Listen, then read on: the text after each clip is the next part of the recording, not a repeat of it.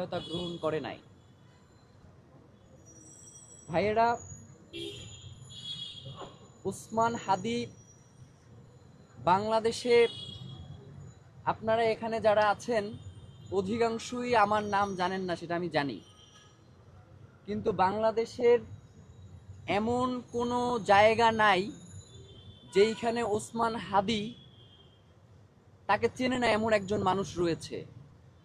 সুতরাং সেই ওসমান হাদি বিভিন্ন সময়ে আপনাদেরকে জানিয়েছেন যে তার উপরে হত্যার হুমকি রয়েছে, বিভিন্নভাবে বিভিন্ন মাধ্যমে তাকে হত্যার হুমকি দিয়েছে বিদেশ থেকে এবং বাংলাদেশের বিভিন্ন নাম্বার থেকে। এবং শাহবাগ থানায় গত ডিসেম্বরে একটা জিডিও করা হয়েছে এবং এই হামলার কিছুদিন সপ্তাহখানেক আগেও ওসমান হাদি নিজের প্রোফাইলে একটা পোস্ট দিয়েছিলেন এবং সেখানে তাকে যারা হত্যার হুমকি দিয়েছিল তাদের নাম্বার সে পাবলিক করে দিয়েছিল। বাংলাদেশ সরকার যারা দায়িত্বে রয়েছেন, যে সকল গোয়েন্দা সংস্থা, অত্যন্ত হাস্যকর বিষয় যে ওসমান হাদির তার উপরে যে আক্রমণ হয়েছে, এখন পর্যন্ত আপনারা যেই ফুটেজ দেখেছেন বা যাদেরকে শনাক্ত করা হয়েছে, এইটা আসলে কোনো গোয়েন্দা সংস্থা করে না, আমরা শনাক্ত করে তাদের কাছে এই ফুটেজ পাঠিয়েছি।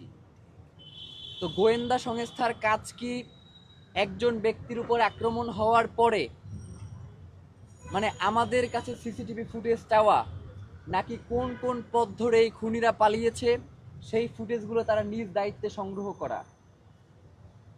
রাত 10টার সময় সিআইডির একটা টিম এই হসপিটালে এসেছে, রাত 2টায়, দুঃখিত, তো রাত 2টায় ঘটনা হচ্ছে দুপুর 2টার, আর তারা এসেছে রাত 2টায়, মানে এটা তো একজন খুনির জন্য পালিয়ে যাওয়ার জন্য যথেষ্ট সময়।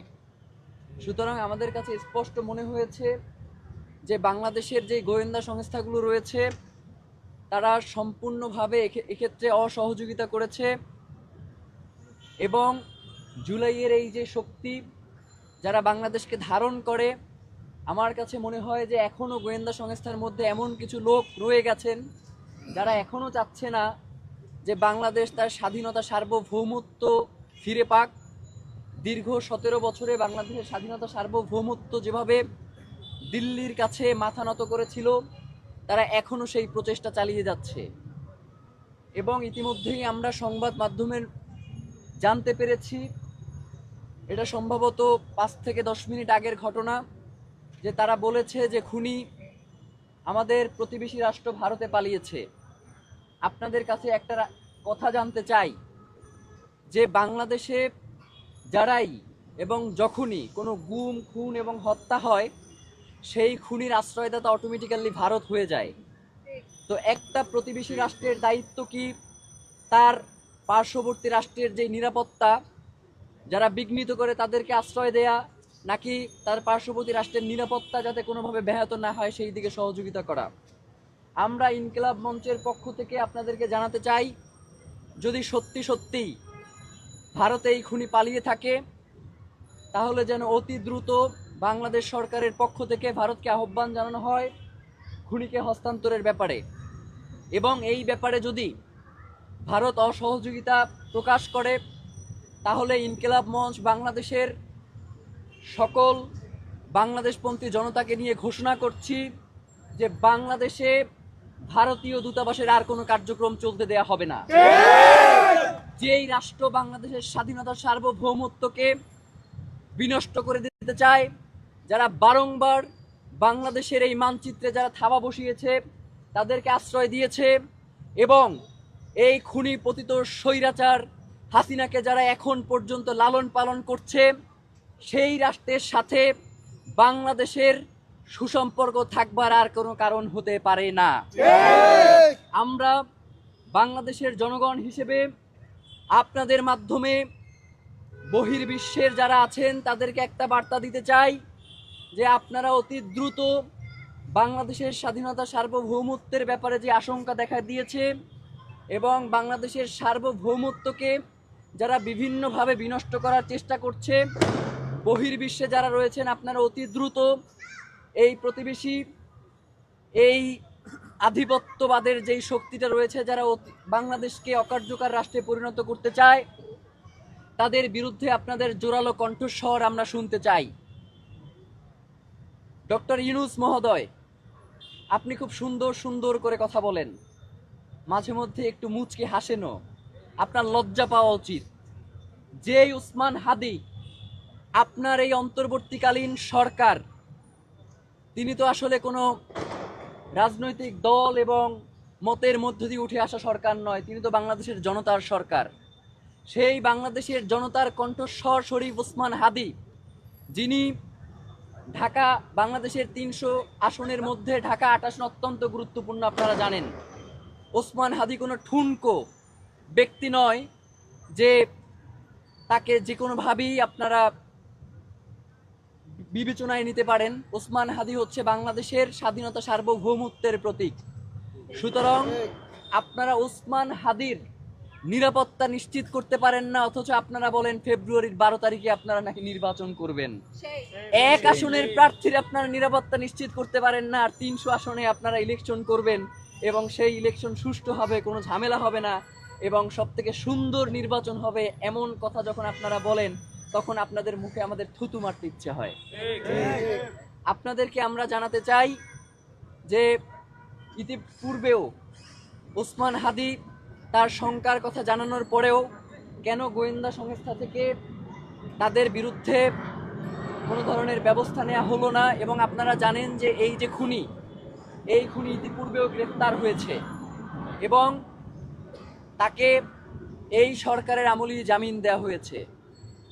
আমরা তো মনে করি যে তার এই জামিন ওসমান হাদিদের মতো যারা জুলাইয়ের কণ্ঠস্বর, যারা বাংলাদেশের স্বাধীনতা সার্বভৌমত্বকে ভালোবাসে, যারা বাংলাদেশের স্বাধীনতা সার্বভৌমত্বকে টিকিয়ে রাখার জন্য লড়াই করছে, তাদেরকে আসলে মেরে ফেলার জন্যই এদেরকে বের করা হয়েছে। সুতরাং এই দায় কোনোভাবেই অন্তর্বর্তীকালীন সরকার এড়াতে পারে না। আমরা কোনোভাবেই আপনি বিমান থেকে লাফ দিবেন এবং হেলমেটে ওসমান হাদির ছবি সেখানে পোট্রে করবেন, আমরা তো ওসমান হাদির এই অচেতন অবস্থায় তাকে আপনারা পুষ্পমাল্য দিবেন, এই প্রত্যাশা আমরা রাখি নাই। আমরা অন্তত মনে করেছিলাম, যেহেতু ওসমান হাদি বাংলাদেশের স্বাধীনতা সার্বভৌমত্ব রক্ষার সবচেয়ে বলিষ্ঠ কণ্ঠস্বর এবং অন্তর্বর্তীকালীন সরকারের সবচেয়ে বড় শক্তির জায়গা, সুতরাং আপনাদের নিজেদেরই দায়িত্ব ছিল ওসমান হাদিকে রক্ষা করা। যেহেতু আপনারা ওসমান হাদিকে, আমরা 48 ঘন্টা সময় দিয়েছিলাম, আপনারা এই 48 ঘন্টার মধ্যে ওসমান হাদির যারা খুনি রয়েছে তাদেরকে আপনারা গ্রেফতার করতে পারেন নাই। সুতরাং আমরা ইনকিলাব মঞ্চ এবং বাংলাদেশের জনতার মতামতকে প্রাধান্য দিয়ে আপনাদেরকে বলছি যে ওসমান হাদির জন্য আপনারা খাস করে দোয়া করেন। আল্লাহ না করুক ওসমান হাদির যদি কিছু হয়ে যায়, ওসমান হাদি যেই দিন, যদি আল্লাহ না করুক কোনো কারণে সে নিঃশ্বাস বন্ধ করে, সেই দিন এই অন্তর্বর্তীকালীন সরকারের শেষ দিন। আমরা চুপ রয়েছি এর জন্য আপনারা মনে করবেন না যে ওসমান হাদি শুধু একা। বাংলাদেশের 18 কোটি জনতা এখন ওসমান হাদি ওসমান হাদি বলে স্লোগান দেয় যে আমরাই ওসমান হাদি। সুতরাং আপনার এই ক্ষমতা, আপনার এই রাষ্ট্রের স্থিতিশীলতা বজায় রাখার জন্য অতি দ্রুত যারা এর পিছনে দায়ী রয়েছেন তাদেরকে গ্রেফতার করা হোক। এবং অত্যন্ত নিন্দনীয় একটা ব্যাপার হচ্ছে যে আমাদের আইনজীবীরা বাংলাদেশের প্রেক্ষাপটে তারা আসলে এই পেশাটাকে যে কিভাবে গ্রহণ করে আমি জানি না। মানে তারা মনে করে যে টাকার কাছে মানবতা বিক্রি করে দেয়া যায়, টাকার কাছে রাষ্ট্রকে বিক্রি করে দেয়া যায়, নয়তো তার মতো একজন সিরিয়াল কিলারকে কিভাবে তারা এই জামিন দিল যে অস্ত্র মামলায় গ্রেফতার হয়েছে, অস্ত্র সহ। সুতরাং আমরা মনে করছি যে বর্তমান যে আইন শৃঙ্খলা পরিস্থিতি বাংলাদেশের জন্য দরকার, রাষ্ট্রে যারা আইন শৃঙ্খলা পরিস্থিতির দায়িত্বে আছেন তারা সেই নিরাপত্তা বাংলাদেশের জন্য নিশ্চিত করতে পারছেন না। সুতরাং আমরা ইনকিলাব মঞ্চের পক্ষ থেকে আপনাদেরকে জানাচ্ছি যে আগামীকালকের মধ্যে যদি এই আসামি গ্রেফতার না হয়, তাহলে আমরা স্বরাষ্ট্র উপদেষ্টা এবং আইনমন্ত্রী এই দুইজনের পদত্যাগ দাবি করছি।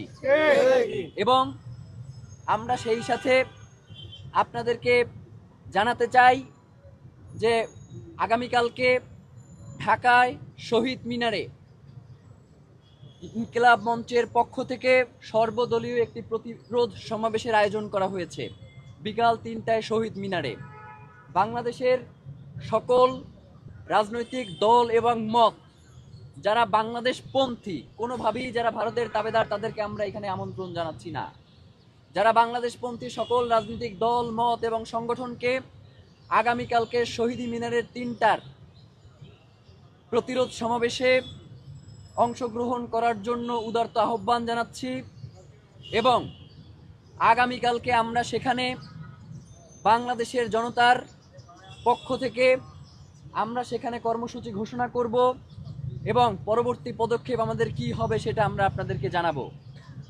আমরা অত্যন্ত আশঙ্কা বোধ করছি যে আগামী নির্বাচনকে কেন্দ্র করে বাংলাদেশকে অস্থিতিশীল করবার জন্য একটা চক্র উঠে পড়ে লেগেছে। আপনারা জানেন যে ওসমান হাদি তার গুলিবিদ্ধ হওয়ার ঘটনায় পুরো বাংলাদেশে বিক্ষোভ মিছিল হয়েছে এবং উত্তরার একটা বিক্ষোভ মিছিলে 2 জন ফিরে যাওয়ার সময় তাকে আওয়ামী লীগের যারা রয়েছেন তারা তাদেরকে আহত করেছেন, এলোপাতাড়ি তাদেরকে কুপিয়েছেন।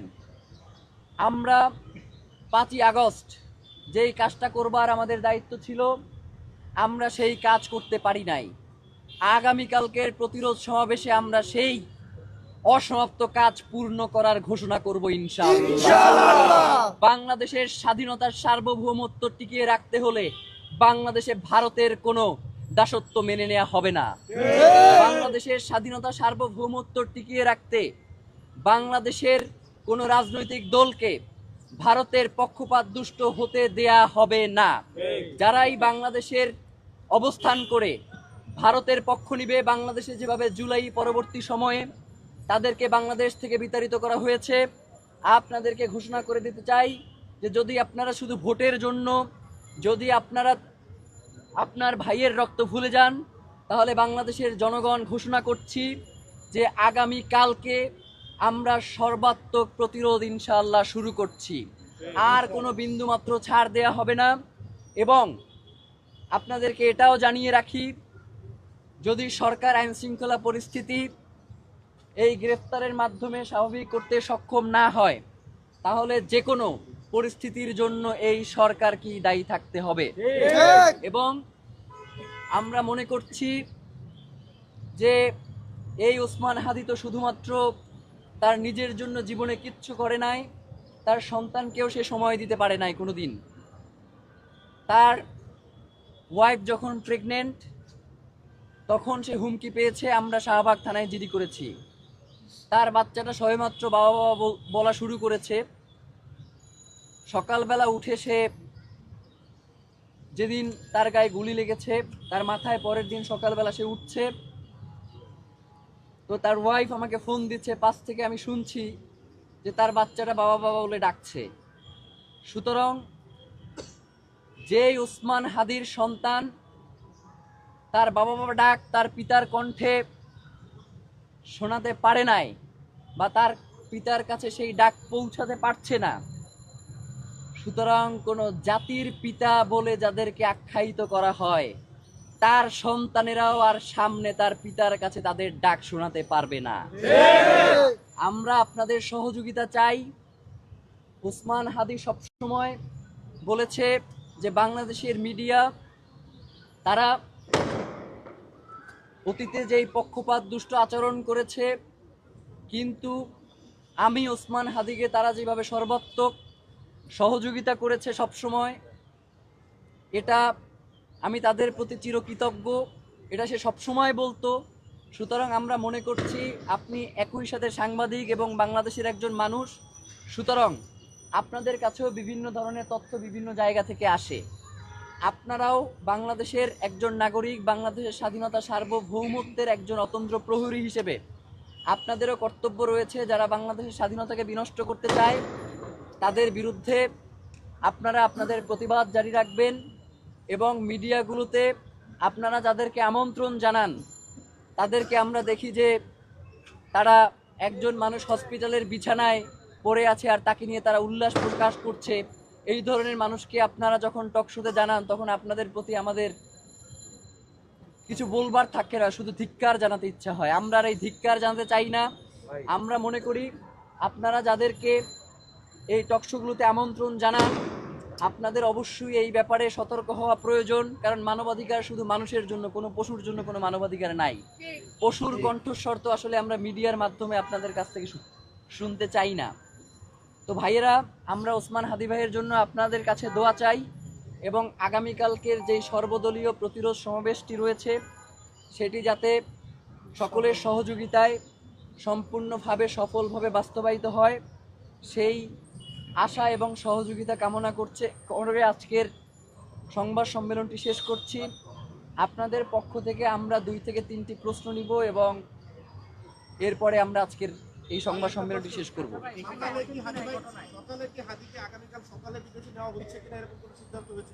আচ্ছা, আগামীকাল সকালে এখন পর্যন্ত সময় নির্ধারিত হয়নি, কিন্তু হাদি ভাইকে নেয়ার জন্য সরকারের পক্ষ থেকে যোগাযোগ করা হয়েছে এবং তারা সর্বাত্মক সহযোগিতার কথা বলেছেন। এবং তবে সবথেকে দুঃখের ব্যাপার যেটা, সেটা হচ্ছে আমাদেরকে এই সহযোগিতার জন্য এখনো আর কি অ্যাপ্লিকেশন জমা দিতে হয়, আর কি নিজেদের লিখতে হয়। তো হসপিটালে বসে আমরা অ্যাপ্লিকেশন লিখছি যাতে ওসমান হাদিকে এই সরকার বিদেশে পাঠানো হয়, এবং এটার সিদ্ধান্ত এখন পর্যন্ত চূড়ান্ত হয় নাই। আমরা ইনকিলাব মঞ্চের যে পেজটা আছে সেখান থেকে আপনাদেরকে পৌঁছে দিব বার্তা যে ওসমান হাদিকে কোন দেশে নেওয়া হচ্ছে। তো এক্ষেত্রে বিভ্রান্তির কোনো সুযোগ নেই, এবং স্বাস্থ্য বিষয়ক সকল আপডেট আমরা ইনকিলাব মঞ্চের যেই পেজটি রয়েছে সেখানে আমরা অবশ্যই জানিয়ে দিব। এবং আমরা ইতিমধ্যে আরেকটা ব্যাপার আপনাদের কাছে একটু বলি, যে যারা জামিন দিয়েছে তাদের ব্যাপারে আমরা জেনেছি যে তারা বাংলাদেশের একটি বড় রাজনৈতিক দলের নেতা। সুতরাং আমরা মনে করছি যে বাংলাদেশে রাজনৈতিক দলগুলো, আপনারা যদি বাংলাদেশকে ভালোবাসেন, বাংলাদেশের স্থিতিশীলতার উপর আস্থা রাখতে চান, 12ই ফেব্রুয়ারি যদি নির্বাচন করতে চান, তাহলে আসলে আওয়ামী লীগ তো আসলে বিএনপি এবং জামাত এই বাইনারির মধ্যে নাই। সে তো আসলে আপনাকে মারবেই, এবং আপনার যেই সন্তানরা রয়েছে যারা আগামী দিনে রাজনীতি করবে তাদেরকেও মেরে ফেলবে। সুতরাং আওয়ামী লীগের প্রশ্নে আপনাদের কোনো দ্বিচারিতা আমরা শুনতে চাই না। আমরা চাই যে আপনারা সকলে, অন্তত প্রত্যেকের মতাদর্শ আলাদা হতে পারে, কিন্তু আওয়ামী লীগের প্রশ্নে, বাংলাদেশের স্বাধীনতা সার্বভৌমত্বের প্রশ্নে আপনারা একাত্মবদ্ধ থাকবেন, এটাই আমাদের প্রত্যাশা। এই ঘটনার ক্ষেত্রে যেই ব্যাপারটা, এটাও একটা দুঃখের বিষয় যে গতকালকে আমাকে ফোন করে বলা হচ্ছে যে আপনারা কেস না করার কারণে আমরা আসামি গ্রেফতার করতে পারছি না। তো এটা আসলে বাংলাদেশের কোন ধরনের আইন শৃঙ্খলা পরিস্থিতি বাংলাদেশে বিরাজ করছে, এটা আসলে আপনারা এর মাধ্যমেই বুঝতে পারেন যে ওসমান হাদির পক্ষ থেকে, তার পরিবারের পক্ষ থেকে মামলা না করায় নাকি তারা আসামিকে গ্রেফতার করতে পারছে না। মানে এই হচ্ছে রাষ্ট্রের অবস্থা। এখন পর্যন্ত মামলা হয় নাই। তো আমরা মামলার জন্য আমাদের সাথে আসার পথে যোগাযোগ করা হয়েছে, আমরা তাদেরকে আসতে বলেছি এবং অতি দ্রুত মামলা রুজু হবে। তো আমরা মনে করছি যে মানে মামলা তো বাংলাদেশে মানে 2-3 লাখ মামলা এখনো চলমান রয়েছে, এরও হয়তো অনেক বেশি। রাজনৈতিক দলগুলোই তো লক্ষ লক্ষ মামলা রয়েছে। মামলা করলেই যে ইনসাফ প্রতিষ্ঠিত হবে ব্যাপারটা এমন নয়। আমাদেরকে ইনসাফ প্রতিষ্ঠার এই লড়াইকে সকলে একতাবদ্ধ হয়েই কাজটা চালিয়ে যেতে হবে। শুধু মামলা করে, শুধু ব্যক্তি নিরাপত্তা নিশ্চিত করে, বাংলাদেশে 18 কোটি মানুষ, আপনি কয়জনের নিরাপত্তা নিশ্চিত করবেন? আপনাদের উচিত ছিল তো সন্ত্রাসীকে দমন করা। তো আপনি সেইটা নিশ্চিত না করে আপনি 2-4 জনকে নিরাপত্তা নিশ্চিত করতেছেন, মানে আমরা এটা কিছু বুঝতেছি না। এবং আমরা ইতিমধ্যেই জেনেছি যে আওয়ামী লীগের যারা গ্রেফতার হয়েছিল তাদের মধ্যে 95% যারা জামিনে বের হয়ে আসছে।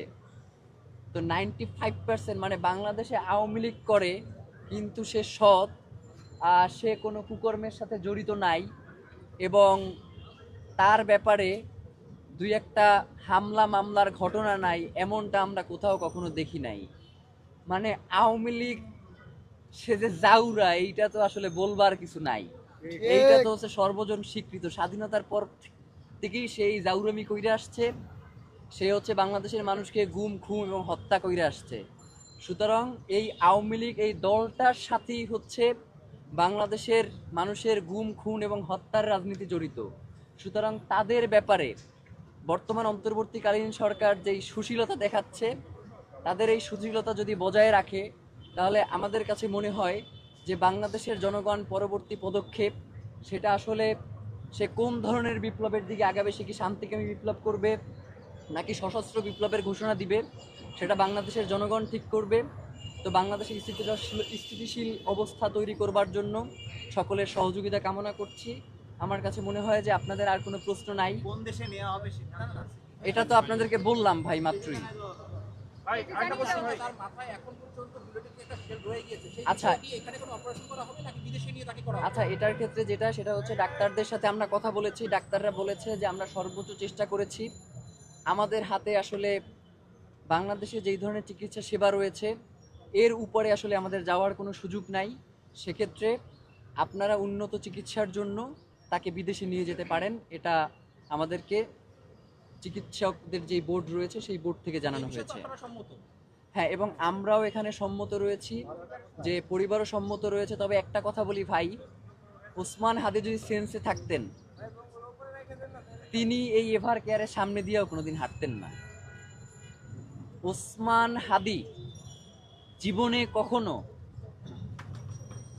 উচ্চবিলাসী ছিলেন না, এমনকি তার নিজ রোজগারের বাইরে 1 টাকার কোনো দুর্নীতি কারো কাছ থেকে নেয়া এমন কোনো অভিযোগ কখনো আসে নাই, এবং ওসমান হাদির টিমের নামেও কখনো আসে নাই। ওসমান হাদি বাংলাদেশের সকল গোয়েন্দা সংস্থা থেকে তার এই আহত হওয়ার আগেও যে সাক্ষাৎকার দিয়েছে, সেখানেও সে জানিয়েছে যে আমার টিমের বিরুদ্ধে আপনি যদি 1 টাকার কোনো দুর্নীতি কোনো অসততার প্রমাণ করতে পারেন, তাহলে আমি ওসমান হাদি এবং আমার টিম ইনসাফের এই যে লড়াই করছি, সেই লড়াই থেকে আমরা ইস্তফা দিয়ে যাব। সুতরাং বাংলাদেশের প্রশ্নেই ওসমান হাদিদের দরকার, যার কারণেই আমাদেরকে সিদ্ধান্ত নিতে হয়েছে যে ওসমান হাদিকে বিদেশে পাঠানো দরকার। ওসমান হাদি সেন্সে থাকলে তাকে কখনোই আমাদের পক্ষে বিদেশে পাঠানো সম্ভব ছিল না। কারণ আপনারা জানেন ইতিমধ্যেই ওসমান হাদি তার নির্বাচনী তফসিলে 2টা ঘোষণা দিয়েছিলেন। একটা হচ্ছে যে সরকারের যারা যায় তারা যেই ট্যাক্স ফ্রি গাড়ির সুবিধা নেয়, ওসমান হাদি ক্ষমতায় গেলে কখনোই এই ট্যাক্স ফ্রি গাড়ির সুবিধা নেবেন না। এবং এই যে কিছু হলেই চিকিৎসা গ্রহণ করতে বিদেশে যাওয়া, মাথা ব্যথা করলেও ওসমান হাদি কখনোই এই চিকিৎসা সেবা গ্রহণ করতে ইচ্ছুক ছিল না। কিন্তু রাষ্ট্রের অতি প্রয়োজনে, এবং আমরা মনে করছি যেহেতু সে এখন আর শুধুমাত্র ইনকিলাব মঞ্চের সম্পদ নয়, সে তো বাংলাদেশের সম্পদই হয়ে উঠছে। সুতরাং বাংলাদেশের জনগণ যেহেতু মনে করছে তাকে বিদেশেই পাঠানো দরকার, সুতরাং আমরা ইনকিলাব মঞ্চ তো সবসময় বাংলাদেশের জনগণের রাজনীতিই করি এবং জনগণের কথাই বলি। সুতরাং সেই ক্ষেত্রে আমাদের তাদের বিরুদ্ধে যাওয়ার কোনো সুযোগ ছিল না, যার কারণে আমরা তাকে বিদেশে পাঠাতে সক্ষম হয়েছি। নয়তো আমরা দফায় দফায় মিটিং করেছি যে কোনোভাবে বাংলাদেশে রেখে তার চিকিৎসা সেবা নিশ্চিত করা সম্ভব হয় কি না। কিন্তু আমরা আসলে বাংলাদেশের মানুষের কাছে নিজেদেরকে আসামির কাঠগড়ায় দাঁড়াতে করতে চাই না, এই কারণেই শুধুমাত্র আমরা সম্মত হয়েছি তাকে বিদেশে পাঠানোর। ভাই একটা লাস্ট প্রশ্ন, যেটা হলো কালকে যে সমাবেশ দেখেছেন সেই সমাবেশে আপনারা যাদেরকে আমন্ত্রণ জানিয়েছেন তারা সবাই আসতে সম্মত হয়েছে কিনা? প্রথমত আরেকটা আপনাদেরকে শেষ করি, জানিয়ে রাখি, শেষ করি। হ্যাঁ, এবং সেই সাথে কালকে আসলে হাদি ভাই অসুস্থ, এই এই প্রেক্ষাপটকে সামনে রেখে আপনারা কি ধরনের বার্তা দিতে চান? আচ্ছা, প্রথমত যেটা সেটা হচ্ছে আমরা বিএনপি, জামাত, এনসিপি সহ বাংলাদেশের সকল রাজনৈতিক দলের যারা শীর্ষে অবস্থান করছেন আওয়ামী লীগ ব্যতীত, এবং যারা আওয়ামী লীগ সেবাদাস, তাদের বাইরে যারা রয়েছেন সকলের সাথে পরামর্শ করেই আমরা এই সর্বদলীয় প্রতিরোধ সমাবেশের আয়োজন করেছি। এবং এই মিটিংয়ে বাংলাদেশের প্রধান রাজনৈতিক দলগুলো যারা রয়েছেন বিএনপি, জামাত, এনসিপি সহ তারা উপস্থিত ছিলেন এবং তারা সম্মত হয়েছেন যে আগামীকালকের এই সর্বদলীয় প্রতিরোধ সমাবেশে তারা সকলেই উপস্থিত থাকবেন। এবং আওয়ামী লীগের প্রশ্নে, বাংলাদেশের স্বাধীনতা সার্বভৌমত্বের প্রশ্নে তারা যে সকলে একতাবদ্ধ, তারা আগামীকালকে এক মঞ্চে দাঁড়িয়ে তারা সেই বার্তাটাই দিতে চান। আর কোনো প্রশ্ন আপনাদের আছে? ধন্যবাদ সবাইকে।